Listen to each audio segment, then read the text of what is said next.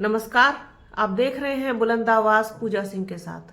दोस्तों, उत्तर प्रदेश के उपचुनाव में जो विधानसभा के उपचुनाव हो रहे हैं उसमें बस मात्र एक दिन शेष बचा है। आज शाम को प्रचार थम जाएगा। बहुजन समाज पार्टी सभी सीटों पर लड़ रही है। जैसा कि आपको पता है, कटेहरी विधानसभा में बहुत मेहनत की गई है बसपा की तरफ से। बसपा के प्रदेश अध्यक्ष विश्वनाथ पाल और डॉक्टर इंदु चौधरी और तमाम जो समर्पित कार्यकर्ता हैं, जो समर्पित पदाधिकारी हैं, उन्होंने पूरी जी जान लगाई है कटेहरी के लिए कि कटेहरी की सीट पर पॉजिटिव रिजल्ट आए बसपा के लिए। आजमगढ़ से प्रत्याशी रही सबीहा अंसारी ने भी बसपा के लिए प्रचार किया। बड़ा जबरदस्त और जोरदार भाषण उन्होंने दिया कटेहरी में। वो हम आप लोगों को सुनवाते हैं, देखिए आप उसको और बने रहिए हमारे चैनल के साथ। हमारे चैनल को लाइक कीजिए, शेयर कीजिए, सब्सक्राइब कीजिए, बेल आइकन जरूर दबाइएगा, वीडियो को पूरा देखिएगा और ज़्यादा से ज़्यादा शेयर कीजिएगा। अपना और अपनों का बहुत ख्याल रखिए। जल्द मिलूंगे आपसे एक नए वीडियो में, एक नए मुद्दे के साथ, एक नई चर्चा में। तब तक के लिए जय हिंद। मैं अपने तमाम महापुरुषों के, अपने तमाम आइडियल पर्सन को सच्चे दिल से खराजे अकीदत पेश करती हूँ। इस चुनावी जनसभा में आए हुए कटेहरी विधानसभा के कोने कोने से मेरे बुजुर्गों, मेरे भाइयों, मेरी माताएं और बहनें, और इस विशाल जनसभा में स्टेज पे बैठे हुए बहुजन समाज पार्टी के तमाम हमारे वरिष्ठ नेतागण, आदरणीय प्रदेश अध्यक्ष जी, पूर्व प्रदेश अध्यक्ष जी भीमराज भर जी, वरिष्ठ नेता बड़े भाई मुल्ताज अली जी, मऊ से चलकर आए हुए बड़े भाई सालिम अंसारी जी, हमारे अब्दुल अजीज प्रत्याशी भाई अमित वर्मा जी, यहाँ पे और भी हमारे तमाम सीनियर लोग बैठे हैं। वक्त की नजाकत को देखते हुए मैं आप सभी लोगों से माफी मांगते हुए, चूंकि मैं नाम लूंगी तो वक्त बहुत लग जाएगा, और मुझे यकीन है कि आपकी जो शख्सियत यहाँ मौजूद है, आपकी जो मौजूदगी यहाँ पे दर्शाती है, मेरे परिचय की मोहताज नहीं है। मेरी अजीज भाइयों, बहनों और माताएं और बुजुर्गों, चूंकि वक्त कम है, वक्त को देखते हुए मैं सीधे अपनी बात पर आती हूँ। सबसे पहले तो मैं अभी जो अलग अलग दल को छोड़कर हमारी तमाम बहनें यहाँ पर बहुजन समाज पार्टी के दामन को मजबूती से थामा है, मैं उन सभी माँ, उन सभी बहनों को मुबारकबाद पेश करते हुए ये यकीन दिलाना चाहती हूँ कि आप अगर बहुजन समाज पार्टी के नीतियों में विश्वास रखकर, बहन कुमारी मायावती जी की उनकी महानता में विश्वास रखकर, उनके विचारों में विश्वास रखकर अगर आपने बहुजन समाज पार्टी के दामन को थामा है, तो यकीन जानिए कि जो मान और सम्मान, जो प्यार और दुलार बहुजन समाज पार्टी में आपको मिलेगा, वो कहीं और नहीं मिल सकता। चूंकि ये चुनावी जनसभा है, वक्त को देखते हुए मुझे सीधे अपनी बात करनी है आपसे। हमारे तमाम सीनियर नेता यहाँ पर बैठे हैं, अभी आपको उनको भी सुनना है। चूंकि तकरीबन 20 दिन से मान्या बहन जी के आदेश पर मैं कटेहरी विधानसभा के हर गांव में जहां जहां मुझसे हो सका, बल सका, आप सबके समर्थन से, यहाँ के बहुजन समाज पार्टी के संगठन के माध्यम से मैं आप सबके बीच में लगातार पहुंची हूँ और पहुंचने की कोशिश भी कर रही हूँ, और आपसे गुजारिश भी करती हूँ कि अगर आपको जहां भी जरूरत महसूस आए, अपनी इस बहन को, अपनी इस बेटी को आवाज देने की जरूर पहुंचने की कोशिश करेगी।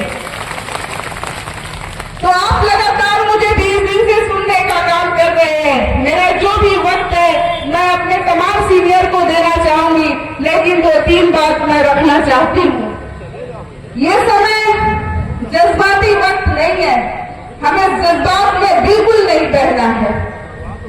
ये समय बहुत नाजुक लम्हा है, हमें अपनी सूझबूझ का इस्तेमाल करना है। हमें सोचना है, हमें वो गलती नहीं करनी है कि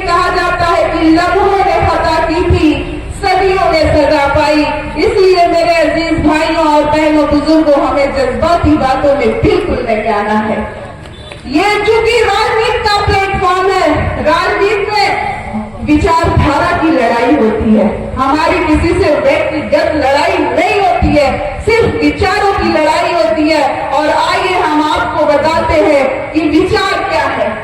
हमारी नेता आदरणीय बहन कुमारी मायावती जी के विचार को आप सुन के और बाकी दलित प्रमुखों को सुन के आप ये फैसला करेंगे कि हमें किसके साथ जाना चाहिए और किसके साथ नहीं जाना चाहिए। बहन कुमारी मायावती जी क्या कहती है? बहुजन समाज पार्टी से जुड़ोगे तो आगे बढ़ोगे और सुरक्षित रहोगे। आजकल आप देख रहे हैं ना किस तरह से ये ट्रेंड चल रहा है, तो इसलिए मैं आपसे कहती हूँ ये विचारों की लड़ाई, राजनीति का प्लेटफॉर्म एक विचारों की लड़ाई होती है। और हमें और आपको बहुत संजीदगी से, बहुत सारिता से, बहुत पेशेंस रख के इस फैसले को देखना चाहिए, इस बारीकी को सोचना चाहिए कि बहन जी ने ऐसा क्यों कहा कि बीएसपी से जुड़ोगे तो आगे बढ़ोगे और सुरक्षित रहोगे। आपने देखा होगा अभी मेरे भाई कैडर के जो विधायक प्रत्याशी थे, उन्होंने आपके सामने बात रखी किस तरह से अंबेडकर नगर के विकास की कहानी मान्या बहन जी लिखी है कि नहीं लिखी है? अंबेडकर नगर के विकास की कहानी किसने लिखा? मैं आपसे पूछना चाहती हूँ मान्या बहन जी। अगर बहन जी ने इस नारे को दिया है कि बीएसपी से जुड़ोगे तो आगे बढ़ोगे, तो ये गलत है कि सही है? सही है। जब आप इतना फर्क जानते हैं तो मुझे यकीन है कि आप यहाँ पूरी तैयारी के साथ आए हैं। और वो दिन दूर नहीं जब हाथी अगर हमें पहले ईवीएम में पहले निशान पे मिला है, तो मुझे यकीन है कि कटहरी में 23 तारीख को भी हाथी पहले निशान पर होगा कि नहीं होगा? तो ये है विचार हमारी नेता का। हमारी नेता आदरणीय बहन जी ने सुरक्षा का नाम क्यों दिया? क्योंकि आपने देखा होगा किस तरह से इस प्रदेश में एक आतंक का माहौल बचा है। बहन बेटियों के मान सम्मान के साथ खिलवाड़ किया जा रहा है। मैं उससे बहुत ज्यादा नहीं जाना चाहती हूँ, लेकिन आज सब लोग समझदार बैठे हैं, सब लोग जानते हैं। तो अगर मान्या बहन जी की सरकार में कोई दंगा हुआ था कि नहीं हुआ था? नहीं हुआ था। यही हमारी सुरक्षा है। हम यहाँ के जो इस प्रदेश से जो भी गुंडा माफिया बेखौफ होके दौड़ रहे हैं, वो इस प्रदेश से क्या हुए थे? गायब हो गए थे, पलायित हुए थे कि नहीं हुए थे? बिल्कुल गायब हुए थे। तो इसलिए इस विचार वाली आदरणीय बहन कुमारी मायावती जी के विचार को सोचिए। और मैं आपको फर्क समझाती हूँ। भाजपा के प्रमुख योगी आदित्यनाथ ने क्या कहा था कि बटोगे तो कटोगे, बटोगे तो कटोगे। ये किस तरह का नैरेटिव आपने सेट किया है? हमने आपको देश प्रदेश में आपको मुखिया बनाया है। इस देश का विकास करने के लिए, इस जनता की भलाई के लिए, मान सम्मान के लिए। जब ये महंगाई, बेरोजगारी, सुरक्षा जैसे मुद्दों पर जब ये सरकार फेल हो जाती है, तो इस तरह से नैरेटिव सेट करके फिर से हमें और आपको गुमराह करने की कोशिश कर रही है। ये एक विचारधारा है, ये भी आप फर्क समझने की कोशिश कीजिए। मैं लंबी बातें न करके एक विचारधारा अब ऐसा भी आया है। अखिलेश यादव जी क्या कहते हैं? जुड़ोगे तो जीतोगे। उन्होंने क्या कहा? जुड़ोगे तो जीतोगे। अरे आप किसके जीतने की बात करते हैं? आपका दल जीत जाए, आपका परिवार जीत जाए, इसी पे तो आप बात कर रहे हैं। आप कटेरी विधानसभा में देखिए क्या हो रहा है। आपने 6 महीना पहले जिसे अपना प्यार, दुलार, आशीर्वाद देकर सांसद बनाया, और अखिलेश यादव जी की कौन सी ऐसी मजबूरी थी? उन्हीं के घर में फिर से विधायकी का टिकट देने का काम किए। वो अखिलेश यादव जी की मजबूरी हो सकती है, लेकिन हमारी और आपकी मजबूरी नहीं हो सकती है। क्योंकि मान्या बहन जी ने आपके बीच में एक आपका सेवक, नौजवान सेवक आपके बीच में भेजा है आपकी खिदमत करने के लिए। तो इसलिए ऐसी विचारधारा